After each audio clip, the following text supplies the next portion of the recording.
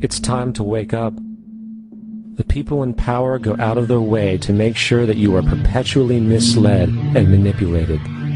The majority's perception of reality, especially in the political arena, is not their own. It is shrewdly imposed upon them without them even knowing it. For example, the public at large actually believes the invasion of Iraq is going badly, as sectarian violence doesn't seem to stop.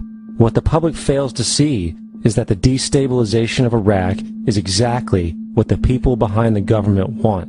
This war is to be sustained so the region can be divided up, domination of the oil maintained, continual profits reaped for the defense contractors, and most importantly, permanent military bases established to be used as a launching pad against other oil-bearing, non-conforming countries such as Iran and Syria. For further implication that the civil war and destabilization is purely intentional, in 2005, 2 elite British SAS officers were arrested by Iraqi police after being caught driving around in their car shooting at civilians while dressed up as Arabs.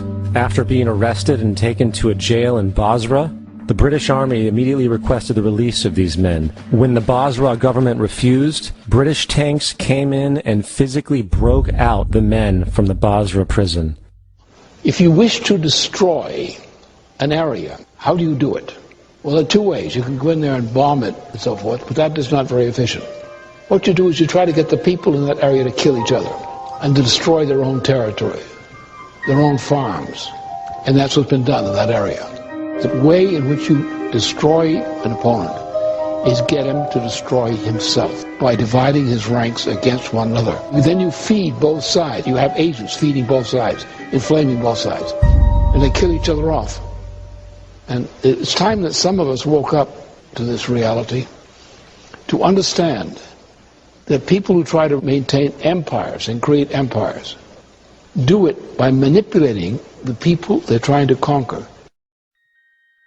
You might want to ask yourself why the entire culture is utterly saturated with mass media entertainment from all sides, while the educational system in America continues its stupefying downward slide since the U.S. government decided to take over and subsidize the public school system.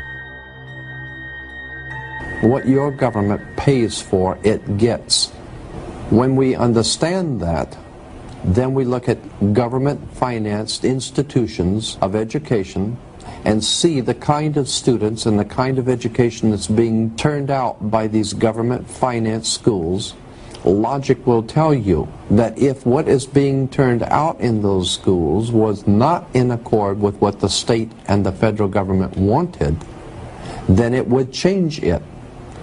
The bottom line is that the government is getting what they have ordered. They do not want your children to be educated. They do not want you to think too much. That is why our country and our world has become so proliferated with entertainments, mass media, television shows, amusement parks, drugs, alcohol, and every kind of entertainment to keep the human mind entertained, so that you don't get in the way of important people by doing too much thinking. You had better wake up and understand that there are people who are guiding your life and you don't even know it. We're in a lot of trouble because you people and 62 million other Americans are listening to me right now, because less than 3% of you people read books, because less than 15% of you read newspapers, because the only truth you know is what you get over this tube. Right now, there is an entire generation that never knew anything that didn't come out of this tube. This tube is the gospel, the ultimate revelation. This tube can make or break presidents, popes, prime ministers. This tube is the most awesome goddamn force in the whole godless world. And woe is us if it ever falls into the hands of the wrong people. And when the largest company in the world controls the most awesome goddamn propaganda force in the whole godless world, who knows what shit will be peddled for truth on this network. So you listen to me. Listen to me. Television is not the truth. Television is a goddamn amusement park. Television is a circus, a carnival, a traveling troupe of acrobats, storytellers, dancers, singers, jugglers, sideshow freaks, lion tamers, and football players. We're in the boredom-killing business. But you people sit there day after day, night after night, all ages, colors, creeds. We're all you know. You're beginning to believe the illusions we're spinning here. You're beginning to think that the tube is reality and that your own lives are unreal. You do whatever the tube tells you. You dress like the tube. You eat like the tube. You raise your children like the tube. You even think like the tube. This is mass madness, you maniacs. In God's name, you people are the real thing. We are the illusion. The last thing the men behind the curtain want is a conscious, informed public capable of critical thinking, which is why a continually fraudulent zeitgeist is output via religion, the mass media, and the educational system. They seek to keep you in a distracted, naive bubble, and they are doing a damn good job of it.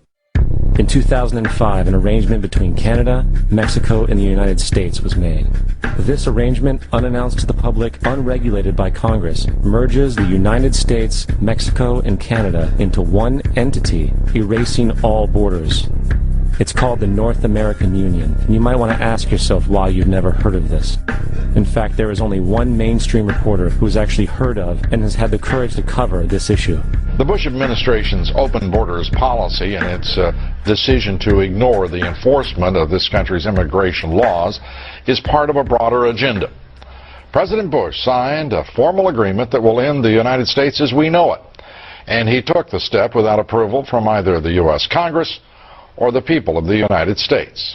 It's a deal that few have even heard of. It's being done again by very few people at the very top on behalf of the investment class, but the working class of people, political officials across our country, from communities, from cities and so forth, they don't know anything about this. This isn't some trade agreement. It is a total removal of sovereignty from these countries, which will also result in a completely new currency called the Amero. Fall. Apart from that, I think one thing people who are dollar-based need to focus on is the Amero. That's the one thing that nobody's talking about, but I think it's going to have a big impact on everybody's life in Canada, the U.S., and Mexico. The Amero is the proposed new currency for the North American community, which is being developed right now between Canada, the U.S., and Mexico to make a borderless community, much like the EU, and the dollar, Canadian dollar, U.S. dollar, and the Mexican peso replaced by the Amero. By default of this agreement, the American Constitution will eventually be obsolete. You would think that a situation like this would be on the cover of every major newspaper. That is until you realize that the people who are behind this movement are the same people behind the mainstream media, and you are not told what you're not supposed to know. The North American Union is the same concept as the European Union, the African Union, and the soon-to-be Asian Union, and the same people are behind all of them. And, when the time is right, the North American Union, the European Union, the African Union, and the Asian Union will be merged together, forming the final stages of a plan these men have been working on for over 60 years. A one-world government.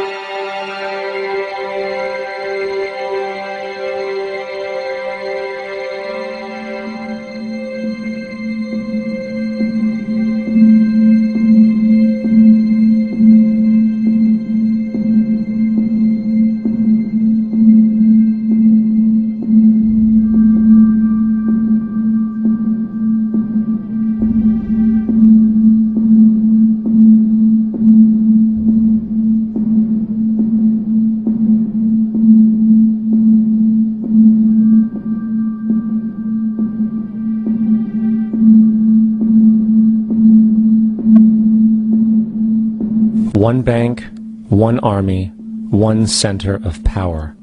And if we have learned anything from history, it is that power corrupts, and absolute power corrupts absolutely. This is Aaron Russo, a filmmaker and former politician. To his left is Nicholas Rockefeller of the infamous Rockefeller banking and business dynasty. After maintaining a close friendship with Nicholas Rockefeller, Aaron eventually ended the relationship, appalled by what he had learned about the Rockefellers and their ambitions. I got a call one day from an attorney woman I knew, and she said, would you like to meet one of the Rockefellers? I said, sure, I'd love to. And we became friends, and he began to divulge a lot of things to me. So he said to me one night, he said that there's going to be an event there, and out of that event, you're going to see, we're going to go into Afghanistan, so we can run pipelines from the Caspian Sea. We're going to go into Iraq to take the oil and establish a base in the Middle East, and we're going to go into Venezuela and try and get rid of Chavez. And the first two they've accomplished. Chavez they didn't accomplish. And he said you're going to see guys going into caves looking for looking for people that they're never going to find. You know, he was laughing about the fact that you have this war on terror. There's no real enemy. He's talking about how by having this war on terror, you can never win it because it's an eternal war. And so you can always keep taking people's liberties away. And I said, how are you going to convince people that this war is real? He says, but the media. The media can convince everybody it's real. I mean, you know, it's just that you keep talking about things. You keep saying it over and over and over again, and eventually people believe it. You know, you created the Federal Reserve in 1913 through lies. You create 9/11, which is another lie. Through 9/11, you're fighting a war on terror, and now all of a sudden you go into Iraq, which was another lie, and now they're going to do Iran. You know, and it's all one thing leading to another, leading to another, leading to another. Now, I would say, what are you doing this for? What's the point of this thing? You have all the money in the world you ever want. You have all the power. I said, you know, you're hurting people. It's not a good thing. And he would say, what do you care about the people for? Take care of yourself and you take care of your family. And then I said to him, what are the ultimate goals here? He said, the ultimate goal is to get everybody in this world chipped with the RFID chip and have all money be on those chips and everything on those chips. And if anybody wants to protest what we do or violate what we want, we just turn off their chip. That's right, microchipped. In 2005, Congress, under the pretense of immigration control and the so-called war on terrorism, passed the Real ID Act, under which it is projected by May 2008, you will be required to carry around a federal identification card, which includes on it a scannable barcode with your personal information. However, this barcode is only an intermediary step before the card is equipped with a VeriChip RFID tracking module, which will use radio frequencies to track your every move on the planet. If this sounds foreign to you, please note that the RFID tracking chip is already in all new American passports. And the final step is the implanted chip, which many people have already been manipulated into accepting under different pretenses. We have a Florida family who are really pioneers in a brave new world. They have volunteered to be the first ever to have microchip identification devices implanted into their body. After 9/11, I was really concerned with the security of my family. I wouldn't mind having something planted permanently in my arm that would identify me. In the end, everybody will be locked into a monitored control grid where every single action you perform is documented. And if you get out of line, they can just turn off your chip, for at that point in time, every single aspect of society will revolve around interactions with the chips. This is the picture that is painted for the future if you open your eyes to see it. A centralized one-world economy where everyone's moves and everyone's transactions are tracked and monitored, all rights removed. The most incredible aspect of all. These totalitarian elements will not be forced upon the people. The people will demand them. For the social manipulation of society through the generation of fear and division has completely detached humans from their sense of power and reality. A process which has been going on for centuries, if not millennia. Religion, patriotism, race, wealth, class, and every other form of arbitrary, separatist identification and thus conceit has served to create a controlled population, utterly malleable in the hands of the few. Divide and conquer is the motto, and as long as people continue to see themselves as separate from everything else, they lend themselves to being completely enslaved.